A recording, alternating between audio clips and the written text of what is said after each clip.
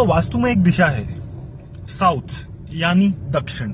तो हम सब जानते हैं कि सूरज पूर्व से उगता है और दक्षिण से गुजरते हुए पश्चिम में अस्त हो जाता है। और भारत के ज्यादातर इलाकों में गर्मी है, तो वास्तु में एक कल्पना की गई कि दक्षिण दिशा दीवारों में हम कम से कम खिड़की गेट बनाएं और हम सूर्य की यूवी रेस से और तेज किरणों से बच सके।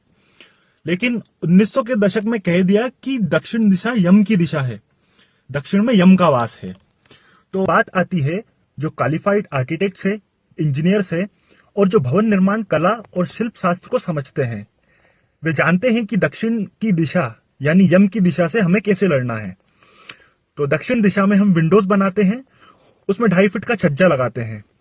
और क्वालिफाइड आर्किटेक्ट्स इंजीनियर्स जानते हैं कि गर्मियों में सन एंगल हाई होता है, यानी सन एंगल जो होता है वो ऊंचा होता है, और सर्दियों विंटर के मौसम में सन एंगल लो होता है।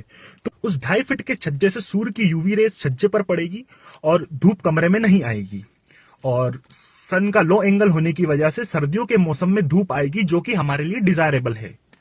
तो हम यम से तो डरे नहीं और हमने उसका उपाय किया। सही प्रकार की ओरिएंटेशन से हम ढेर सारे कथा व्यतीत वास्तु दोषों का निवारण कर सकते हैं। किचन में लालटेन लगाने से और शौचालय में रेड टेप लगाने से, लाफिंग बुद्धा बिठाने से कुछ नहीं होगा।